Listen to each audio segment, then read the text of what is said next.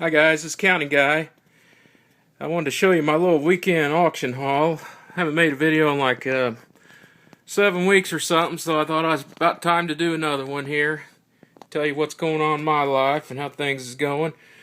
Anyways, we'll go through this auction stuff first. Spent $55 at auction on Sunday, and the one thing I don't have pictured here, I got about 200 CDs, and there's about 50 cassettes in there. I have not gone through any of them yet, but I bought those strictly to put on, to scan to see what the good ones were to put on Amazon. Then I'll lot the other ones up on eBay and get rid of them. I spent 15 bucks for 200 of them. Well, 250 of them if you count the cassettes, but most cassettes ain't worth anything. The cassettes, it seems like the religious ones are the only ones I sell that's got any value at all. But anyways, I paid $55 for everything, and I'm not going to mess with those CDs because that's pretty boring. We'll start off with the Indy 500 programs I got. I got a 1964. Another 1964. See, it says May 30th on it. There's a 1963, it says May 30th on it. And then there's a 1962 that says May 30th on it. I've sold these before, but I didn't notice it till I bought these. These have all got the same date on it, and that can't possibly be right. I even Googled to see what day of the week May 30th fell on each of those years, and none of them fell on Sunday. The race is always held Sunday, the day before Memorial Day, unless it gets rained out. But and if it got rained out, it would have that date on it because these are pre-made before the race. And one of them was a Wednesday, one of them was a Thursday, one of them was a Saturday. So the date's wrong on every damn one of them. I guess they didn't change the date back in the 60s or 50s. I've never noticed that before. I guess that's the first time I bought a few of them right in a row where I noticed that. But these will sell since the age of them there. Well, this one's kind of wrinkled, but these other ones are pretty good shape. These will sell in the $25 to $30 range a piece. Like I said, I paid $15 for the 4 of them, so that was a pretty good deal. I picked up 3 Harry Potter games right toward the end of the auction. They're complete for $2.50 for all 3 of them. We got the Quidditch, the game. I guess that's how you pronounce that. We got the some kind of Harry Potter trivia game, and then we got Harry Potter Seen It. And then I got 2 boxes of these houses. So you got, well, this one's kind of half empty, and then I got this one's full. I picked up a horde of these last year, about 200 of them. That's how I kind of found out about them. The ones I found last year were the Cat's Meow brand, which, let me see if I can find one here.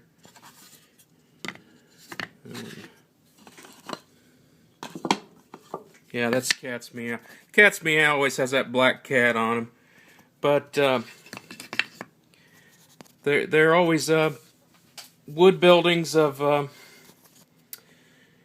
people's houses, a lot of Amish and stuff. I had about 200 of these, and I broke them all down to singles, and I was getting a minimum average. They were going to $5 to $8 a piece, but I think last year I only paid like 30 bucks for 200 of them or something. Well, anyways, I sold every damn one of them except for like 4 or something.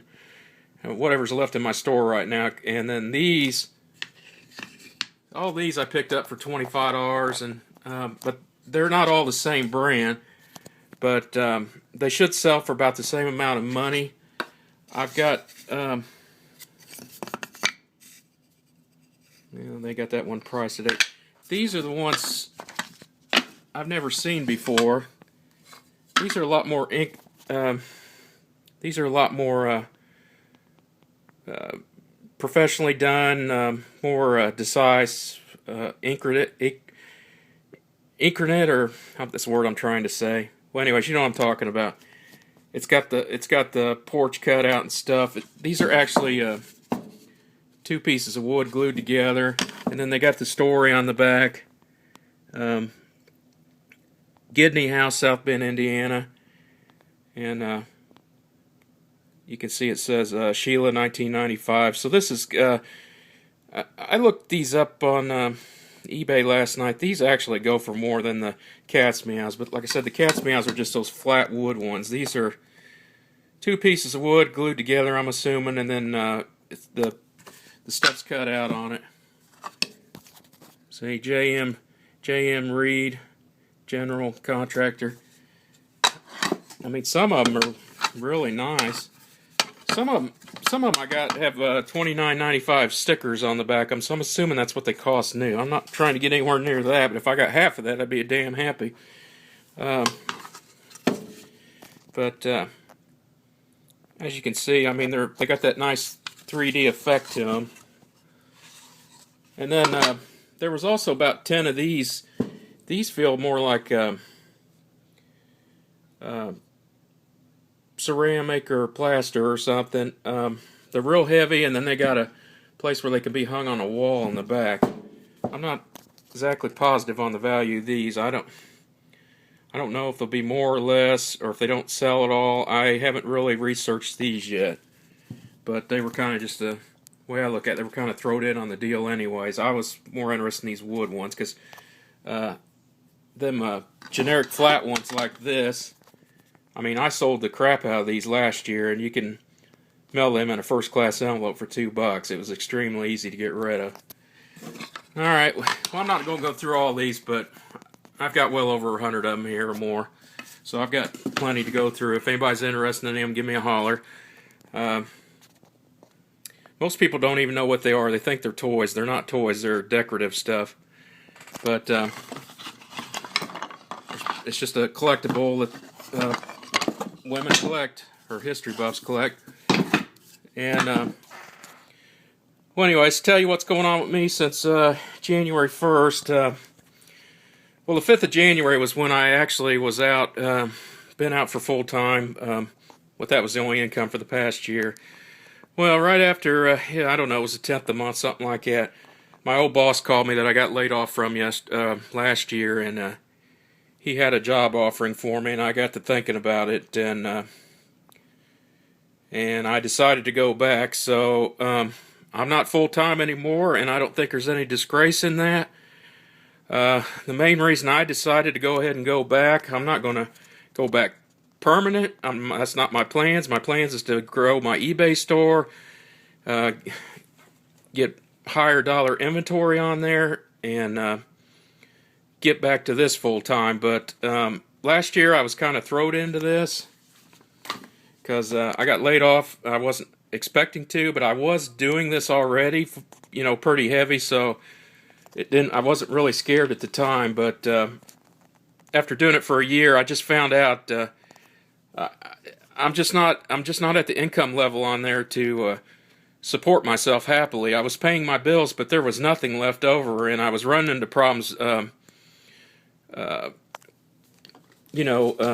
to stop buying inventory and stuff, and that's why I've just realized, I've got way too many overhead expenses here. I got home mortgage and car payment, and I mean, you name it, I got it. Phone, cell phone bills, internet, all that good stuff.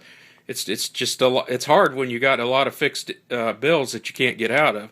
You got to have so much money coming in a month. And what was happening was the money was coming in, but it was all going to that, and then I wasn't replenishing the inventory like I should have, where I was growing the business. I was just kind of holding the business stagnant for the whole year, and that just is not the way to operate. I've already decided I'm not going to jump back out till I'm doing about $300 a day, and then I'm going to feel confident that I'm at the level I need to be at. But I'm going to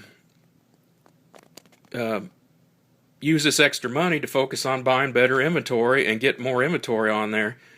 Like I said, I've got almost 2,000 things listed on there right now, but it's mostly cheap stuff. I do sell a good volume of stuff. I mean, I took 25 boxes post office today. It's not high-end stuff. It's cheap stuff, and you got to sell a lot of it to make a decent living, and I need to get the volume up. And if I have the money to buy the inventory, I can get the inventory. I see it all day long at these auctions. I just don't have the money to buy it right now, and that's going to change for me.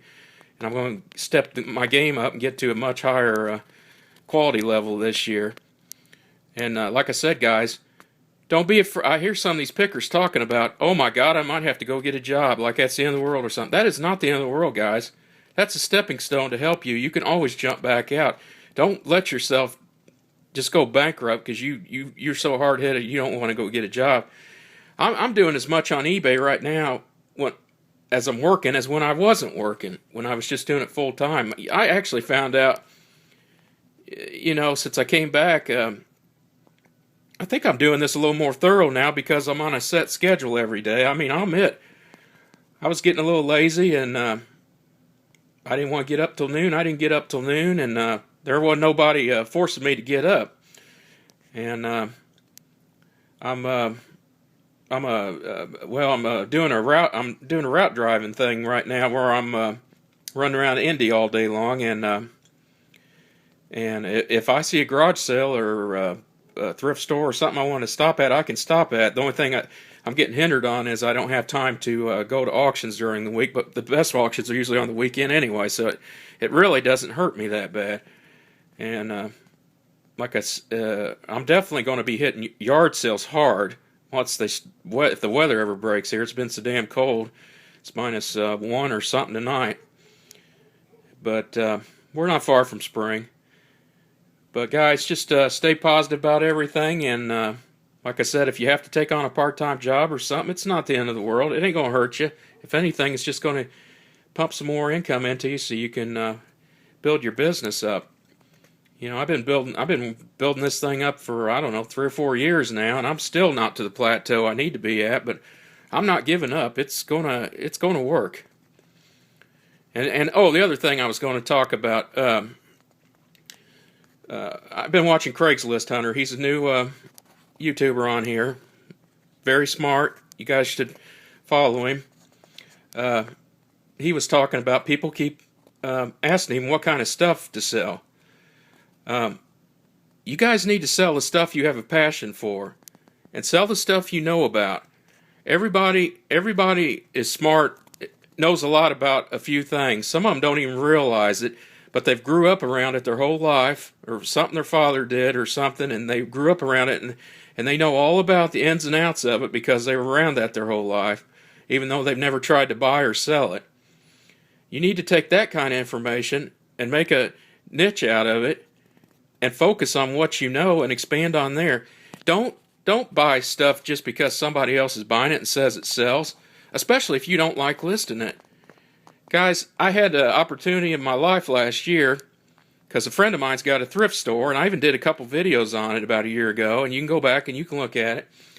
And I had full access to that place. I was in there for about 3 weeks listing clothes and going through that stuff, and I was just absolutely miserable.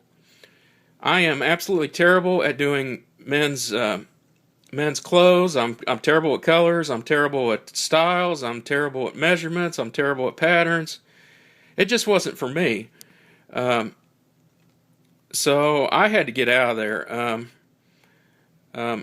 He might be able to find somebody else to hook up with him or something, but it just wasn't for me. I've never.